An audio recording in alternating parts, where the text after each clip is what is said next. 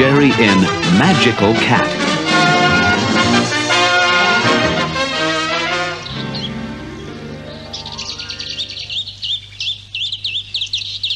It was a lovely day at the beginning of spring. The sky was blue, and Jerry was cleaning his mouse hole. But Tom was bored. Tom lay on his armchair and pretended to sleep, keeping one eye open in case Jerry appeared. But there was no sign of the little pest. "Aren't you ever coming out?" said Tom in the end. "Too scared of me, huh?" "I'm just busy," Jerry yelled back. Clouds of dust billowed out of his hole because he was shaking his blankets. So Tom fetched the newspaper and started to read it. Nothing much interesting here, he thought. He turned to the small advertisements at the back and started to work his way through them. Suddenly, he came across an interesting one. "Don't be bored," it said. "Make things happen. Be a star. Become a magic conjurer." And it gave a telephone number to ring. You could order a book full of magic tricks, a magic wand, and a tall black hat. Tom crept out of the sitting room without disturbing Jerry and phoned the number. Jerry stood in his hole and looked at his handiwork. Everything was bright and clean and shiny. He felt rather pleased with himself. "I think I deserve a rest," he said, dusting off his hands. He climbed onto his bed and went to sleep. But not for long. Jerry woke up because his stomach was rumbling. He was hungry, and there was no food in his newly cleaned mouse hole. Jerry thought for a minute. "I know," he said, springing off the bed. "There's a whole cake on the kitchen table." He peered out and saw that the armchair was empty. Tom wasn't there. "Oh, good," thought Jerry, and he scampered into the kitchen. Jerry was soon up the table leg and onto the table. There was the cake where the housekeeper had left it, waiting to be iced. Jerry loved cake, but by the cake was something he loved even more: icing. The icing was all mixed up in a teacup, ready to go on the cake. There was also a wooden rolling pin and a bowl of glacé cherries. Jerry tipped the cup on its side, put his whole head and both arms into it, and began to eat the icing. The cup kept sliding away from him, but Jerry propelled himself along with his feet. He was enjoying the icing so much that he didn't even notice that he and the cup were moving along the table until... crash! The cup pushed the rolling pin over the edge and it hit the floor. Tom heard the crash from the hall. "I'll get you, you rotten little mouse," he cried, dashing through to the kitchen. He glowered up at the kitchen table, about to grab Jerry, but Jerry seized some glacé cherries and hurled them one after another at Tom's nose. "Youch! Youch! Youch!" yelled Tom as the cherries hit him. While Tom rubbed his nose, Jerry leapt off the table and ran for the sitting room. Tom started to chase him and found himself skidding along on top of the rolling pin. Splat! He fell into the sitting room in a heap.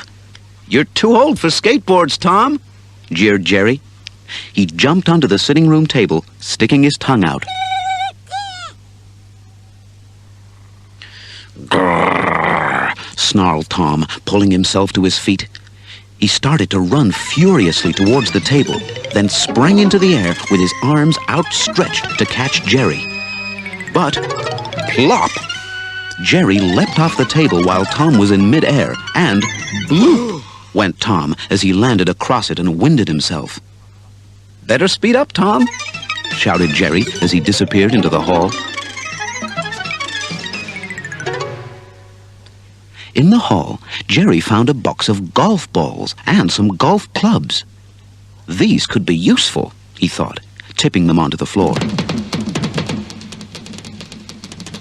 When Tom got his breath back, he dashed into the hall and slipped on the golf balls. Unable to get his footing, Tom hurtled nose first into the skirting board.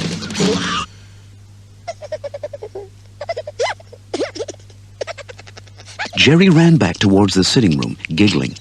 Tom lay spread-eagled in the hall. He could almost see birds circling round his head. "I've got to do something about that mouse," he thought. Then, ding, ding, the doorbell went. Tom's magical conjuring set had arrived.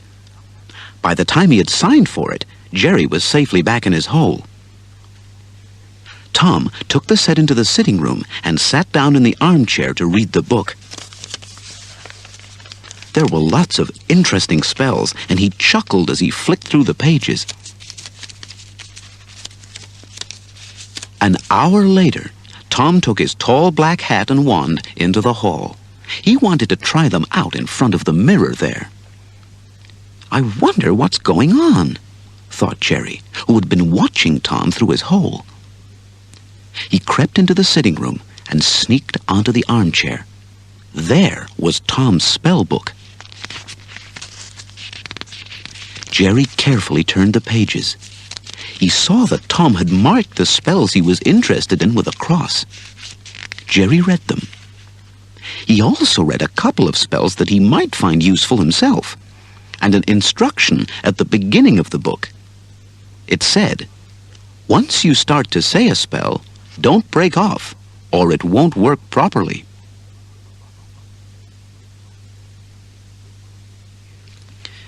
Jerry was still standing on the chair when Tom came back from the hall and grabbed him. He was wearing his hat and carrying his wand. "Sit on this," said Tom, putting a book on the floor and plonking Jerry on top. "I've been working up a magic act I want to show you."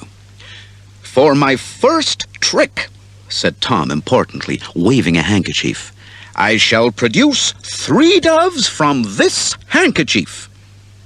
He put the handkerchief down on the floor and waved the wand over it. "Ickly-zoo, Veruca," he muttered. Jerry remembered the instruction at the beginning of the book. If you broke off in the middle of a spell, it would go wrong. He thought he'd try it out on Tom. "Ickly what?" Jerry asked, looking puzzled. "Ickly... I've forgotten now," said Tom, glaring at Jerry. He rushed over to consult the spellbook. He took it from the armchair and laid it on the floor at his feet.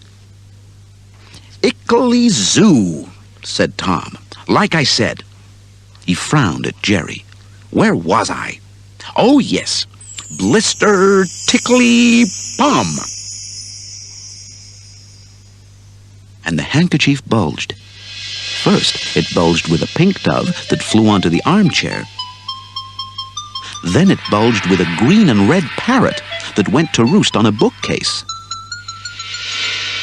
Finally, it bulged with a little owl that blinked a couple of times and flew over to the table.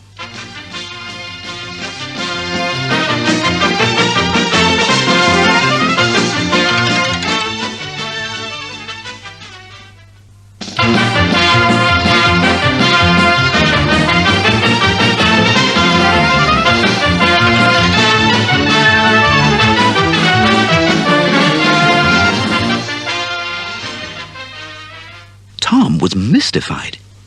He looked at the birds in horror. One of them was a dove, even if it was pink. But the others... He scowled across at Jerry, who was giggling helplessly, rolling about on the book. "Oh, nearly right, Tom," spluttered Jerry through tears of laughter. He was delighted. Interrupting spells did make them go wrong. Tom glowered at Jerry, who was wiping away tears of laughter. "Rotten show, if you ask me," observed the parrot from the bookcase. "Cheap," agreed the pink dove. "Toot-toot," hooted the owl. "For my next trick," said Tom, ignoring them, "I need an assistant. He grabbed Jerry and stood him in the middle of the floor. From where Jerry stood, he could see the open spellbook. It said, "Slow somebody down. How to turn someone into a tortoise for 3 minutes." Tom stood over Jerry menacingly and waved his wand. He started to say the spell, "Ruckle, muckle, corn." But Jerry knew just what to do now. "That isn't right," interrupted the mouse. "It should be truckle." "I know what I'm doing," spat Tom. No, you don't. Commented the parrot. "Cheep," the pink dove joined in. Twit-twoo, Finished the owl. "Who's running this show anyway?" Tom bellowed at them. "Now," he went on, "as I was saying..." He cleared his throat and continued. "Ruckle, truckle, bunion, diddly, quat." And Tom waved his wand at Jerry and waited.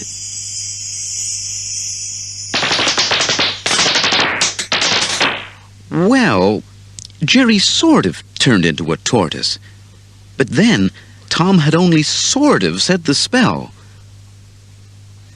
On Jerry's back appeared a hard, shiny tortoise shell, but he kept his own head and his own arms and legs, and his own tail. Tom waited for a moment for the spell to finish working. It didn't. That seemed to be as far as it was going to go. Tom tried to chase Jerry anyway, but Jerry could scuttle away just as fast as ever. The spell hadn't slowed him up at all. They hurtled 3 times round the table. Then Tom jumped onto it and made a dive for Jerry's head. But the mouse tortoise just pulled his head into his shell, the way tortoises can. Tom hit Jerry's shell head on. "Yow!" he shrieked as he collapsed, seeing stars. While Tom was on the floor, Jerry scuttled out from under his nose. He dashed over to the spellbook. "Oh, you couldn't slow me up, Tom," he laughed.